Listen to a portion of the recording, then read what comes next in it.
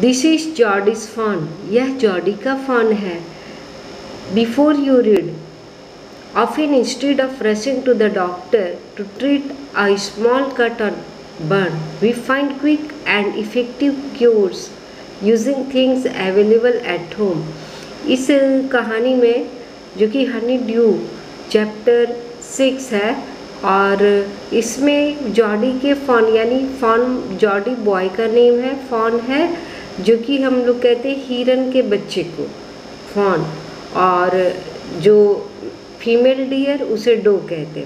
तो ऑफिन प्रायः instead of rushing to the doctor, doctor के पास दौड़ने की बजाय to treat a small cut और बर्न, छोटे जो कट या बर्न जल जाते कट हो जाते उसके लिए हम लोग सीधे डॉक्टर के पास नहीं दौड़ते।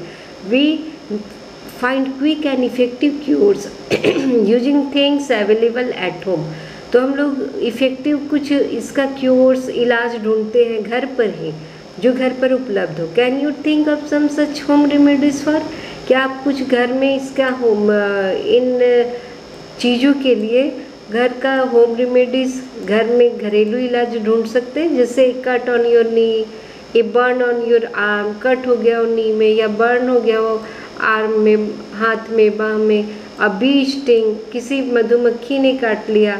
तो बहुत से उपाय करते हैं ना, जैसे कि हल्दी लगाया हमने बर्न कट में, या मधुमक्खी काटी तो कुछ आयरन जो होता है लोहा का चीज़ उसे रगड़ देते हैं, या फिर केरोसिन तेल डालते हैं। इस तरह से करते कुछ कुछ उपाय।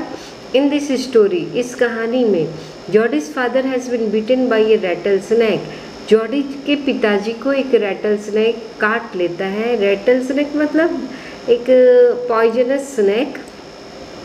ही क्विकली किल्स ए डो, वे तुरंत क्या करते हैं, एक डो हिरन को, फीमेल डियर को मारते हैं।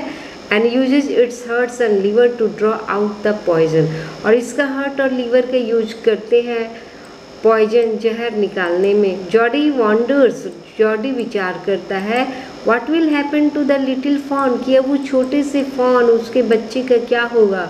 लेफ्ट विदाउट ए मदर, जो कि अब माँ के बिना रह गया। अब चलिए पार्ट 1 इसे शुरू करते हैं हम लोग।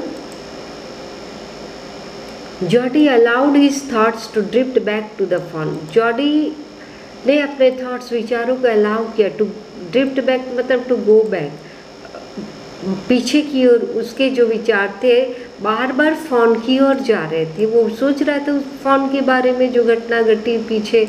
He could not keep it out of his mind, वो इसे अपने दिमाग से निकाल नहीं पा रहा था।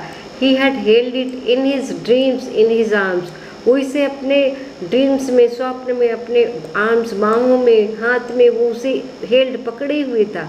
He slipped from the table and went to his father's bedside, वो टेबल से उतरा और पिताजी के बेड के किनारे पहुंचा। पेनी ले एट रेस्ट, पेनी उसके पापा का नाम है, तो उसके पिताजी जो है वो रेस्ट करने के लिए लेटे हुए हैं। His eyes were open and clear, उनकी आंखें खुली है, साफ है। But the pupils were still dark and dilated, और उनके जो पुपिल्स हैं आँख की, जो ब्लैक होती है पुपिल्स, है ना, वो डार्क है, गहरे हैं, डायलेटेड हैं, खुले हुए हैं, फैले हुए हैं। जॉडी सेड, जॉडी कहता है, हाउ आर यू फीलिंग पापा, आप कैसा फीलिंग कर रहे हो। Just fine son, old death has gone thieving elsewhere, बिल्कुल ठीक हूँ सर बेटे। और ओल्ड डेथ मतलब वो जो मृत्यु आई थी, हाँ, पुरानी मृत्यु मतलब जो मृत्यु आई थी वो कहीं और चोरी करने चली गई है, वो चुपके से कहीं और चली गई। बट वॉज नॉट इट ए क्लोजिव, लेकिन क्या एक क्लोजिव मतलब नैरो स्केप, मैंने बाल बाल क्या वो नहीं बच गए। आई एग्री, मैं सहमत हूँ। Penny said, I am proud of you boy, the way you kept your head did what was needed, मुझे तुम पर गर्व है बच्चे, जिस तरह से तुमने अपने सिर को बिल्कुल शांत रखा जैसे कि आवश्यकता थी। मतलब वो बिल्कुल ही कूल रहा था उस स्थिति में, कठिन स्थिति में। पा यस सन, पापा हाँ बेटे। Do you recollect the doe and the fawn, क्या आपको उस डो की और फॉन की याद है, मतलब मदर हिरन की और उसके बच्चे की याद है। तो पापा वो कहते हैं I can never forget them, मैं उन्हें कभी नहीं भूल सकता। The poor doe saved me, बेचारे उसी डो ने तो मुझे बचाया, दैट सर्टेन, यह निश्चित है। Pa the fawn may be out there yet, वो फॉन अब वहाँ बाहर होगा। It might be hungry and very scared, ये भूखा होगा और बहुत डरा हुआ होगा। आई सपोज सो, मैं ऐसा ही समझता हूँ। Pa I am a big boy now and don't need to drink milk, बच्चे ने कहा कि मैं अब बड़ा लड़का हो गया और अब मुझे दूध पीने की आवश्यकता नहीं। Why don't I go and see if I can find the fawn, क्यों नहीं मैं जाऊँ और देखूँ कि फॉन को क्या मैं पा सकता हूँ। एंड ब्रिंग इट हियर, और उसे यहाँ लाऊं। एंड रेज इट, और उसे मैं पालन करूँगा, उसे पालूंगा। Penny lay quiet staring at the ceiling, Penny चुपचाप पड़े रह गए, वो छत की ओर, सीलिंग मतलब छत की ओर देखने लगे। स्टेयरिंग मतलब एक टक से देखना।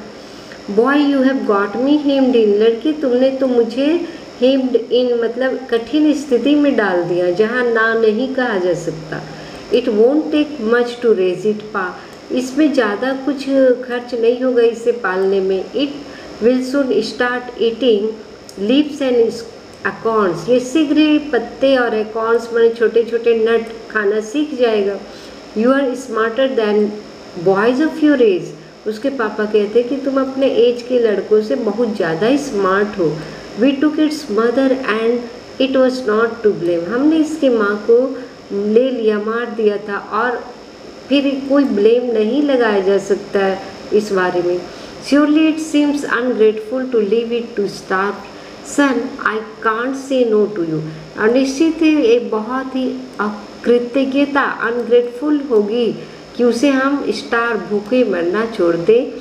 और बेटे I can't say no to you, मैं तुम्हें नो नहीं कह सकता। I never thought I would live to see another day, मैं नहीं सोचा था कि मैं कभी जिंदा रहूँगा इस दूसरे दिन को देखने के लिए, मतलब डो ने ही उसके जान को बचाया।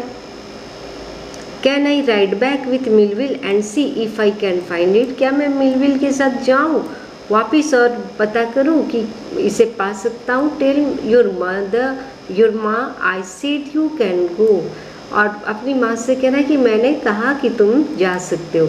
ही सिडन्ड बैक, चुपचाप से वो उतरा और चला गया to the table and set down, table के पास गया, बैठ गया।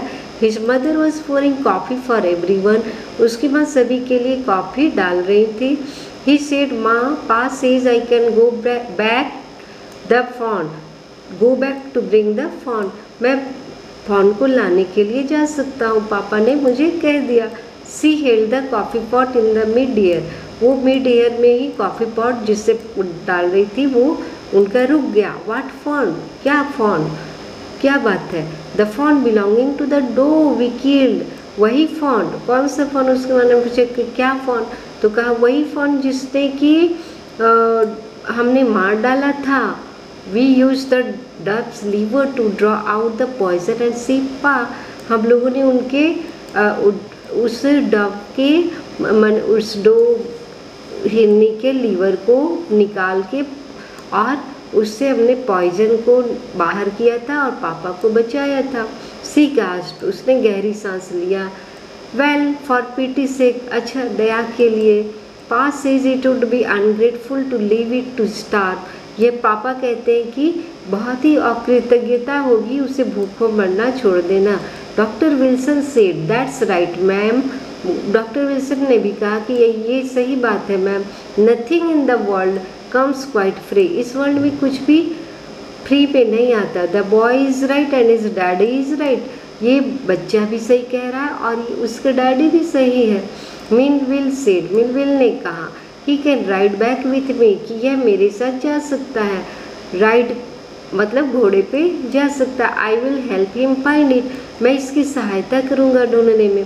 सी set down the pot helplessly, वो असहाय होके अपना पॉट रख देती है नीचे। Well if you will go it give it your milk, we have got nothing else to feed it, वो कहती हमें इसे खिलाने को कुछ भी नहीं दे सकते हैं, कुछ भी नहीं है, अगर तुम इसे अपना दूध दे दो तो मिलविल सेड, मिलविल कहता है come on boy we have got to get riding, come on boy, boy चलो अब हम लोग राइडिंग करने को चलते हैं। माँ बैक्सटेयर, उसकी मदर का नाम है बैक्सटेयर, वो कहती हैं एक्सिसिल मतलब चिंतापूर्वक, you will not be gone long, तुम ज़्यादा दूर नहीं जाओगे ना।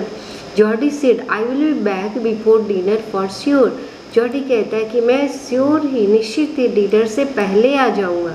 Millville mounted his horse and pulled Jordi up behind him, Millville mounted मतलब चढ़ के बैठ जाता है घोड़े पे और वो अपने पीछे जॉडी को भी उठा लेता है, खींच के बैठा लेता है। ही सेड टू मिलविल, वो मिलविल से कहता है do you think that fawn still there, क्या तुम समझते हो कि वो फॉन अभी भी वहाँ होगा।